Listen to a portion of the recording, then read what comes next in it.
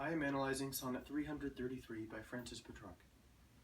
Go, grieving rhymes of mine, to that hard stone, whereunder lies my darling, lies my dear, and cry to her to speak from heaven's sphere, her mortal part with grass is overgrown. Tell her I'm sick of living, that I'm blown by winds of grief from the course I ought to steer, that praise of her is all my purpose here, and all my business that of her alone. Do I go telling that how she lived and died, and lives again in immortality, all men may know and love my Laura's grace. Oh, may she deign to stand at my bedside, when I come to die, and may she call to me, and draw me to her in the blessed place. This is obviously written in the Petrarchan sonnet form, as it is now known. This form is a 14-line poem with a break after the 8th line. The octet is usually broken into 2 stanzas, with each stanza containing 4 lines each. This octet has a rhyme scheme of A, B, B, A. Similarly, the sestet is made up of 2 stanzas made up of 3 lines each, and the rhyme scheme is C, D, C.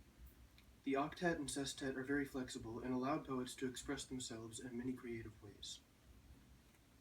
In most of Petrarch's sonnets, he wrote of Laura, his idealized love. In Sonnet 333, he again speaks of Laura, only now she has passed away. The poem speaks of his grief and his inability to move beyond her death. In the very first stanza, he says, "Go, grieving rhymes of mine, to that hard stone, whereunder lies my darling, lies my dear." The stone Petrarch refers to would be Laura's gravestone, giving indication that Laura has passed away. Her mortal part with grass is overgrown also explains that her body is covered in grass, implying that she is buried. Lastly, asking Laura to speak from heaven's sphere is another indication that she is dead. His using of terms of endearment like darling and dear show his continued love, despite her death. Petrarch goes on to say that the grief has overcome him, and he can no longer live his life as he did before, now that Laura is gone. He shows this in lines 5 to 6 by saying, "Tell her I'm sick of living, that I'm blown by winds of grief from the course I ought to steer." Petrarch seems to almost worship Laura, as demonstrated by line 12, in which he says, "Oh, may she deign to stand at my bedside," as if standing by his bedside would be beneath her.